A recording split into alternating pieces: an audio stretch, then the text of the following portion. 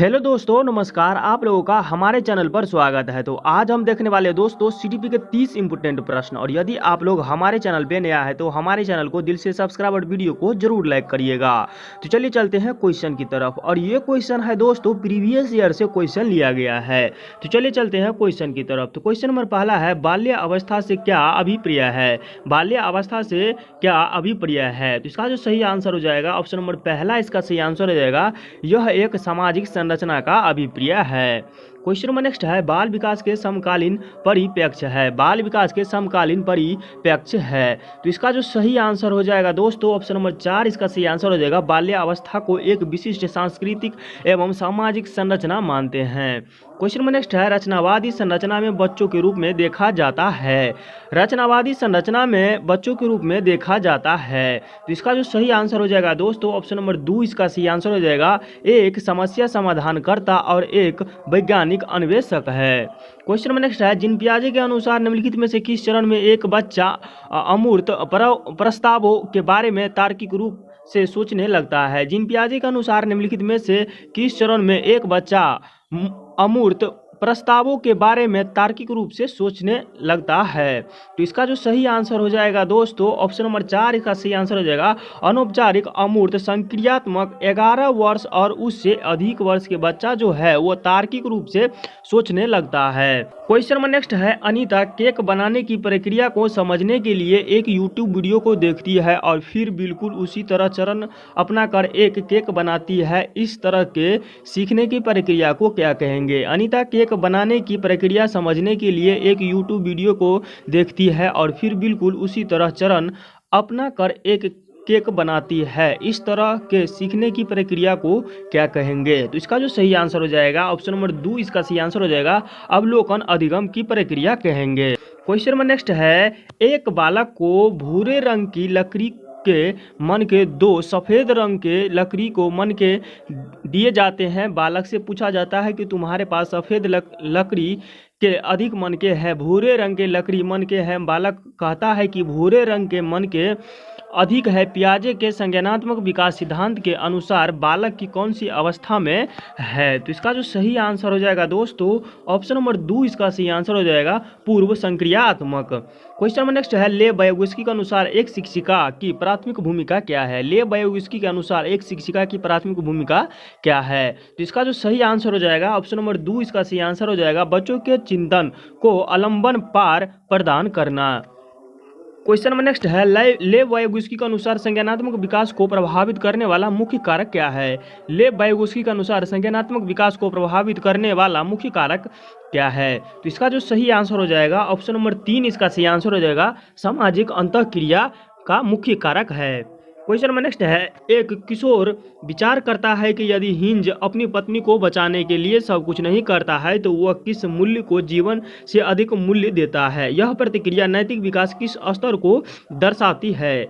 एक किशोर विचार करता है कि यदि हिंज अपनी पत्नी को बचाने के लिए सबसे कुछ नहीं करता है वह किस मूल्य को जीवन से अधिक मूल्य देता है? यह प्रतिक्रिया नैतिक विकास के किस स्तर को दर्शाती है? तो इसका जो सही आंसर हो जाएगा ऑप्शन नंबर 4, इसका सही आंसर हो जाएगा सार्वभौम नैतिक सिद्धांत अभिमुखता का।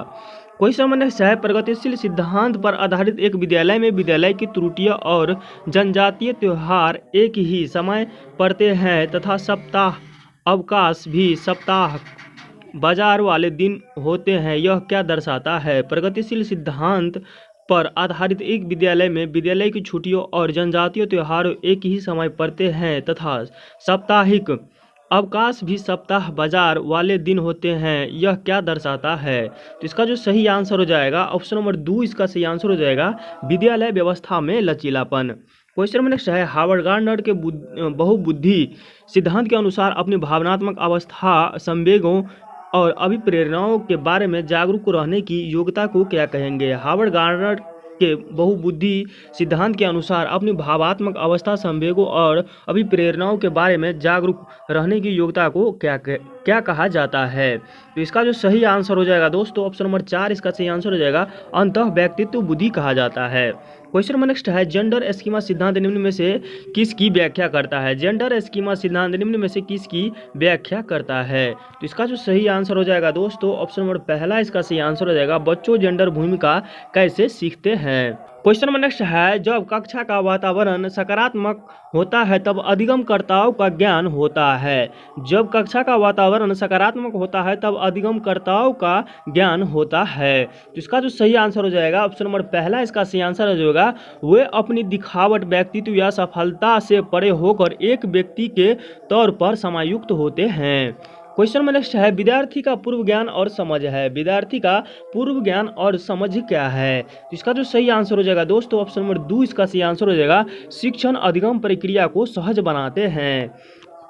क्वेश्चन नंबर नेक्स्ट है, एक अध्यापक को अधिगमकर्ताओं की सक्रिय संलग्न को बढ़ावा देने के लिए क्या करना चाहिए? एक अध्यापक को अधिगमकर्ताओं के सक्रिय संलग्न को बढ़ावा देने के लिए क्या करना चाहिए? इसका जो सही आंसर हो जाएगा, ऑप्शन नंबर पहला इसका सही आंसर हो जाएगा, अन्वेषण और पूछताछ को बढ़ावा देना चाहिए। क्वेश्चन नंबर नेक्स्ट है, कथन ए और कथन आर दिया हुआ है। तो चलिए कथन क्या कहता है दोस्तों, एक संरचनात्मक अध्यापिका बच्चों के ज्ञान के लिए विविध स्रोतों के खोजने और सिर्फ पाठ्य पुस्तक पर न रहने के लिए प्रोत्साहित करेगी। एक संरचनात्मक अध्यापिका बच्चों के ज्ञान के लिए विविध स्रोतों के खोजने और सिर्फ पाठ्य पुस्तक पर निर्भर न रहने के लिए प्रोत्साहित करेंगे, जो कि कथन ए जो है दोस्तों वो सही है। और कथन आर क्या कहता है दोस्तों, अधिगमकर्ता सक्रिय रूप से अधिगम के लिए इच्छुक होते हैं और फलस्वरूप अध्यापिका और विद्यार्थी परस्पर सहयोग से अधिगम की संरचना करते हैं। अधिगमकर्ता सक्रिय रूप से अधिगम के लिए इच्छुक होते हैं और फलस्वरूप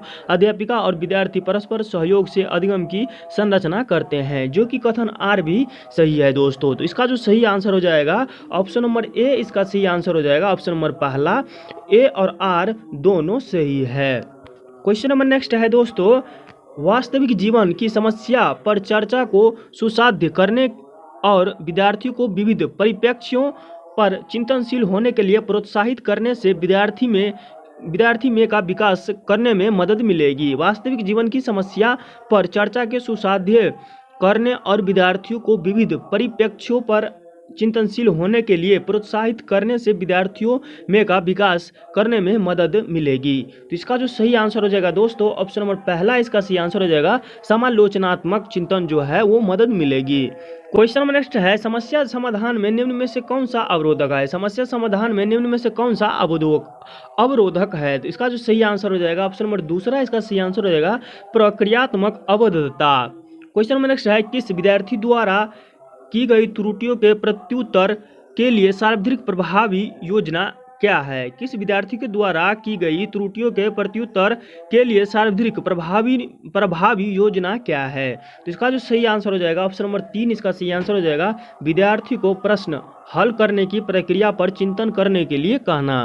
क्वेश्चन नंबर नेक्स्ट है, कथन ए और कथन आर दिया हुआ है। तो कथन ए क्या कहता है दोस्तों, अर्थपूर्ण अधिगम के लिए जरूरी है कि बच्चे समझे कि उन्हें प्यार व सम्मान दिया जा रहा है। अर्थपूर्ण अधिगम के लिए जरूरी है कि बच्चे समझे कि उन्हें प्यार व सम्मान दिया जा रहा है, जो कि कथन ए जो है दोस्तों वो सही है। और कथन आर क्या कह रहा है दोस्तों, अधिगम में संवेग एक बहुत महत्वपूर्ण भूमिका निभाते हैं। अधिगम में संवेग एक बहुत महत्वपूर्ण भूमिका निभाते हैं। तो इसका जो आर जो कथन है दोस्तों वो आर भी सही है। तो इसका जो सही आंसर हो जाएगा, ऑप्शन नंबर पहला इसका सही आंसर हो जाएगा, ए और आर दोनों सही है। क्वेश्चन नंबर नेक्स्ट है, निम्न में से कौन सा कथन आंतरिक अभिप्रेरणा का उदाहरण है? निम्न में से कौन सा कथन आंतरिक अभिप्रेरणा का उदाहरण है? तो इसका जो सही आंसर हो जाएगा दोस्तों, ऑप्शन नंबर 4 इसका सही आंसर हो जाएगा, मैं यह कार्य करूंगा क्योंकि मुझे इसे करने में आनंद आता है। क्वेश्चन नंबर नेक्स्ट है, विद्यालय में बच्चों की सफलता में कौन सा कारक बाधा उत्पन्न करता है? विद्यालय में बच्चों की सफलता में कौन सा कारक बाधा उत्पन्न करता है? तो इसका जो सही आंसर हो जाएगा दोस्तों, ऑप्शन नंबर पहला इसका सही आंसर हो जाएगा, कठोर पाठ्य चर्चा जो है बाधा उत्पन्न करता है। तो आज का वीडियो यहीं तक था दोस्तों। यदि वीडियो पसंद आए हो तो हमारे चैनल को दिल से सब्सक्राइब और वीडियो को जरूर लाइक करिएगा। और इस चैनल पे आप लोगों को केवल सेट प्रैक्टिस देखने को मिलेगा।